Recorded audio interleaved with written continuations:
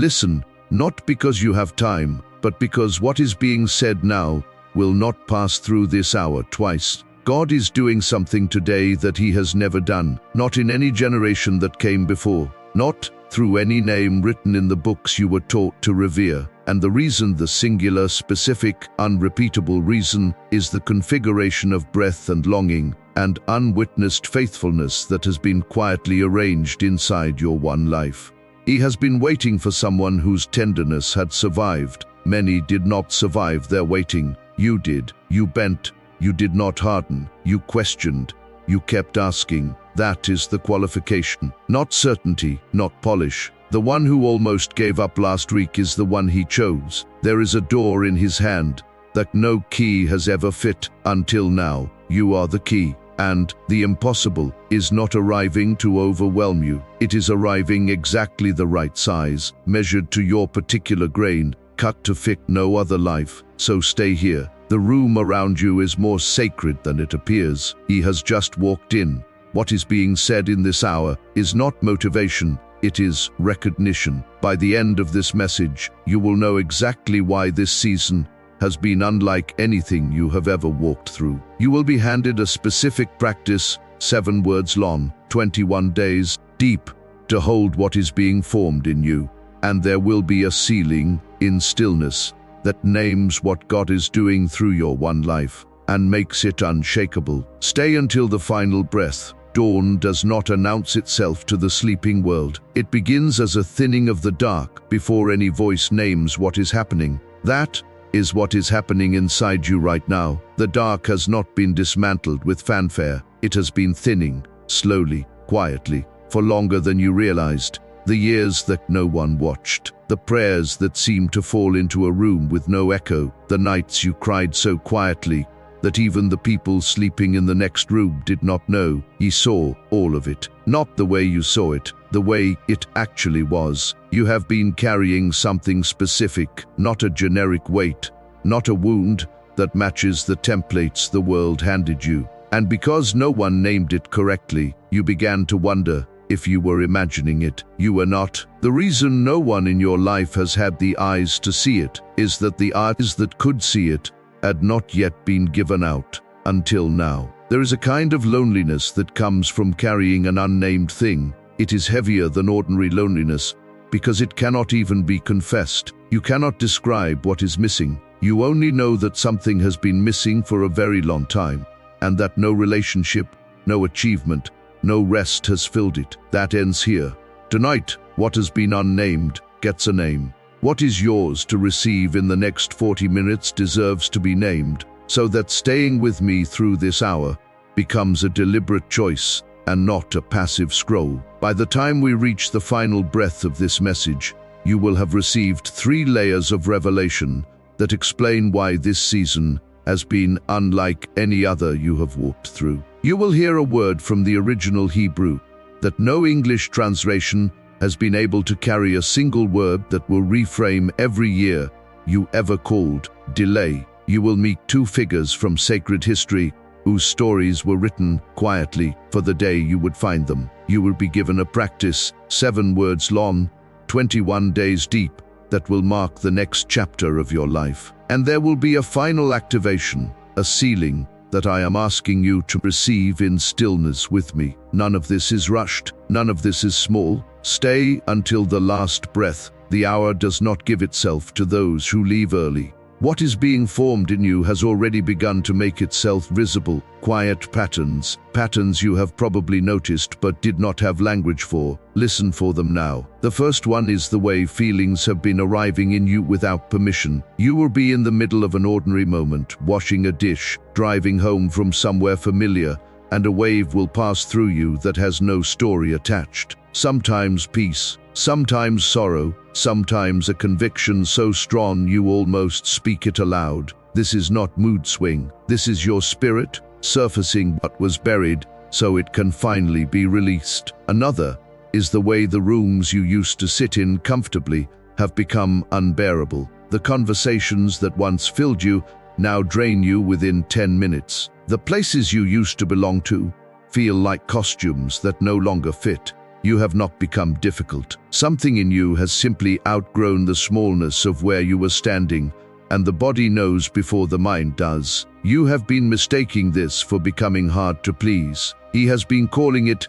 becoming ready. There is also a quiet restlessness underneath everything you do. There is a thing you want to make, a thing you want to write down, a thing you want to say. You cannot name it yet, only that it is pressing up from underneath like something alive in soil that has decided this is the season to break the surface. This is not anxiety. This is the assignment knocking on the inside of the door. You have also been knowing things before they happen. A name comes to your mind, and within hours that person reaches out. You walk into a room and feel what is wrong before anyone speaks. You sense a decision is about to be made about you, and the email arrives 3 days later. This is not coincidence, accumulative. This is the gift you suppressed in childhood, waking back up because the season requires it, and the timing. The convergence of timing, the right person appearing in the exact week you needed them, the door opening in the precise hour you finally stopped trying to force it. You are not making this up. The architecture beneath your life is shifting, and the seams are showing on purpose. A pause here, just for one breath. I want to acknowledge something simple. You have been listening for several minutes already, and your attention has not wandered. That is not a small thing. The world is loud. Your time is finite. The fact that you are still here means something specific is being recognized between us, not by accident. Just breathe once, slowly. There is no instruction in this breath, no technique to perform.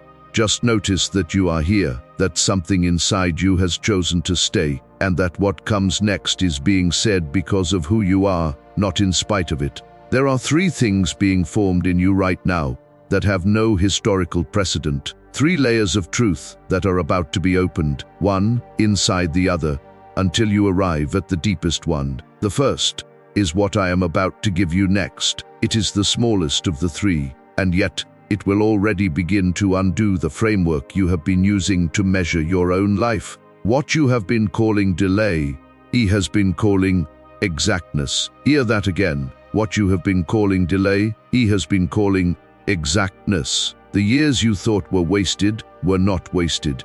They were calibration. The doors that closed were not punishment. They were redirection of a kind so precise, no human strategy could have produced it. The relationships that did not last were not failures. They were the wrong shape for what you are about to carry, and any one of them, kept too long, would have prevented this hour from being possible. Long ago there was a woman named Hannah, whose only wound was the silence of her own womb. She wept in the temple so deeply that the priest watching her thought she was drunk. She had no children, no inheritance to give the world, no answer to the question every other woman around her had already received. And what she did not know, in the years of her weeping, was that the child she would eventually carry was not just a child. It was a prophet whose voice would change the direction of an entire nation. The waiting was not denial. The waiting was the time it took for her tenderness to be preserved at exactly the right intensity, so that what she finally carried could be carried without bitterness corroding it from within. You are her, not in metaphor, in structure. The slowness of your season is not failure. It is the time required for something this rare to be cut to its proper grain. If you had received what you asked for 5 years ago, 10 years ago, you would have received it as the version of yourself who could not yet hold it. The version of you that exists now, the one that has been bent and not broken, questioned and not silenced, postponed and not abandoned, is the only version capable of carrying what is about to arrive. Slowness is not your enemy. Slowness is the apprenticeship, but this is only the surface. The truth I just gave you is the small one, the first of 3. What waits beneath it will undo every framework you have used to measure your life. What waits beneath it has a name in a language older than English, and once you hear that name spoken, you will not be able to call your past what you used to call it. What waited beneath that first truth is older than the language we have for it.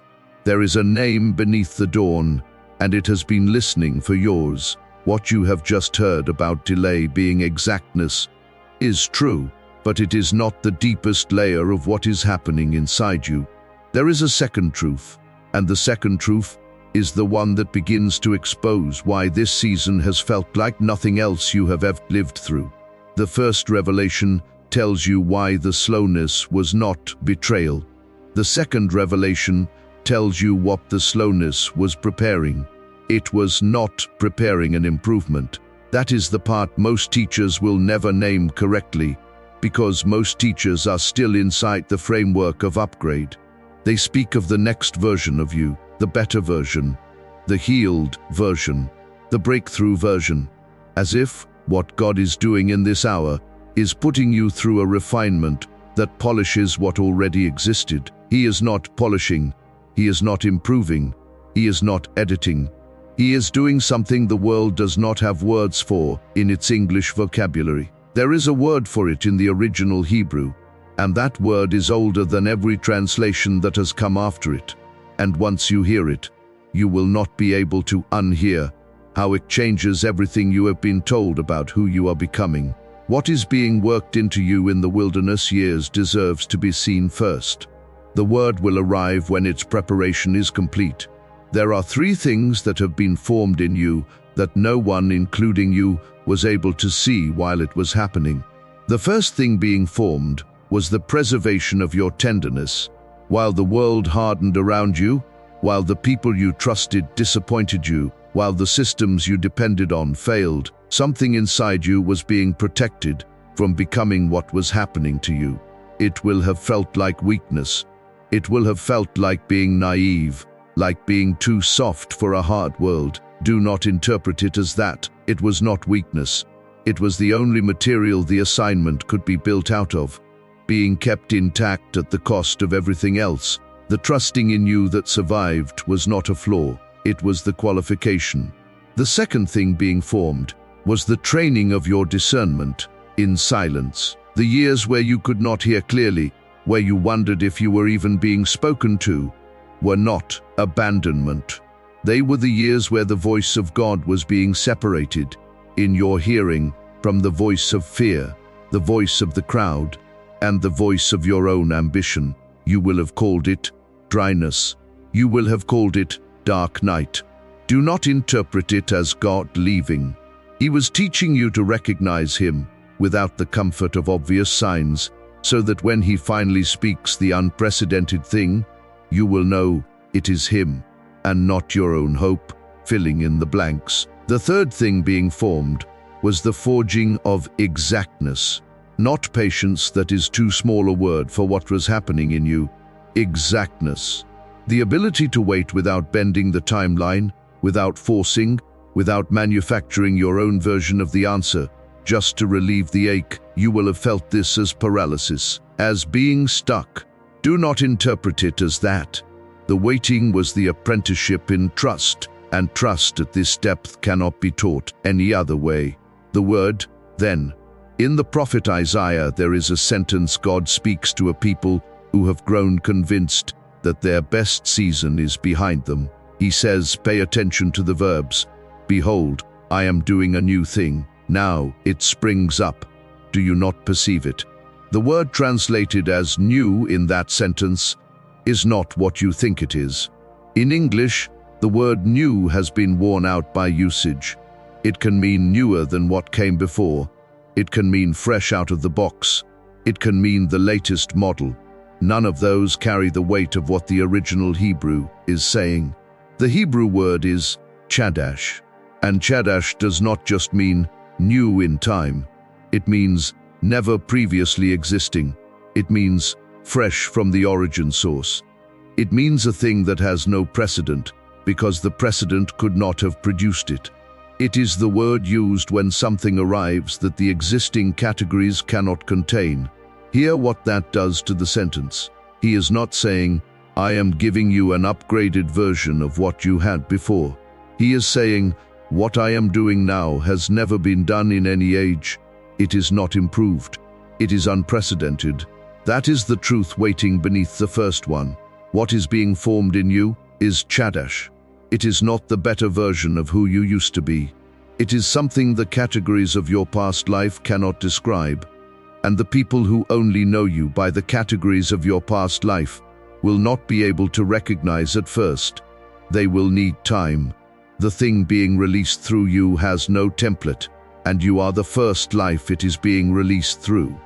Long after Hannah, in another small town, in another woman who had no platform and no inheritance and no reason in the world to be the one chosen, an angel arrived at the door of a teenager named Mary.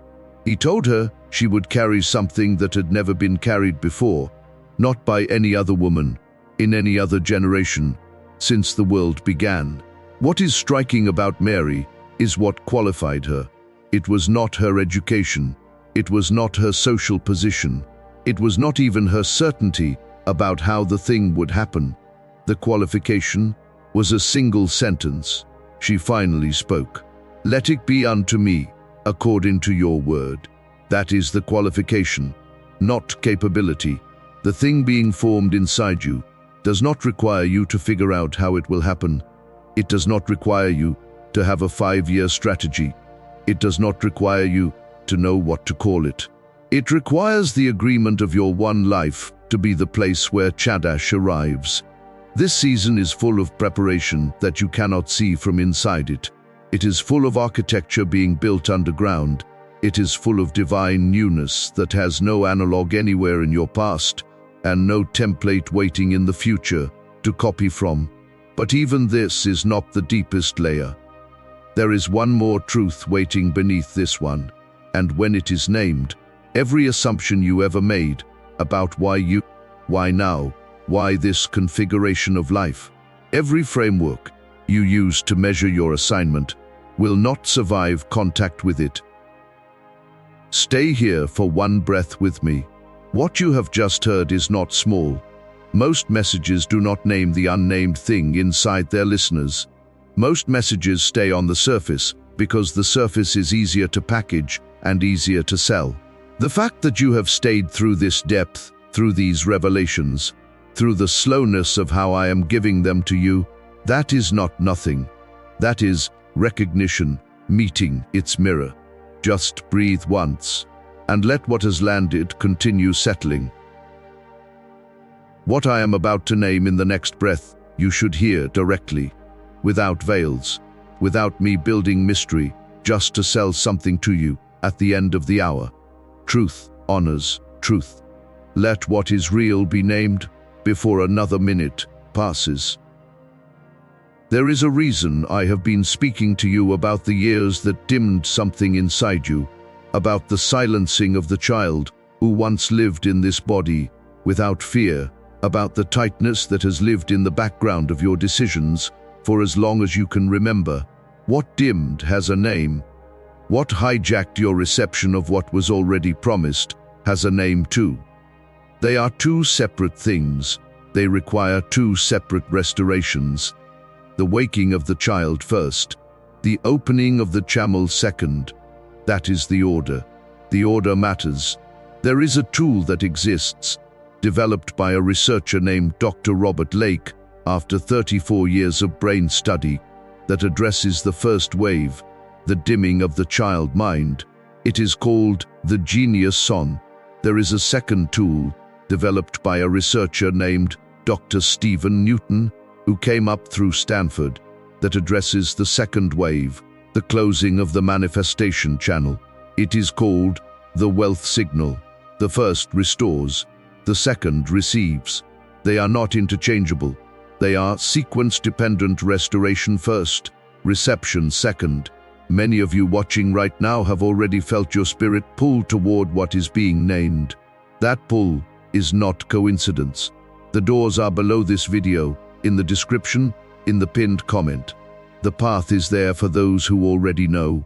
Stay for the rest of this message if you want context. But if your spirit has already spoken, the doors will not move. For now, let what was just named settle and follow the deeper current with me. There is more here than two tool names. The reason these tools exist for you specifically is the layer waiting next, and that layer is the one that recontextualizes everything. Breathe once, Let what just landed settle into a place beneath words. The next truth comes from the same place, but it has waited the longest to be spoken. You have been asking the wrong question for a very long time. The question has been, why me? Why is this happening to me? Why am I the one who carries this? Why does my path look so different from everyone around me? Why has the timeline of my life refused to follow the shape of any timeline I was promised? Hear me. Why me has never been the right question. The right question is why now?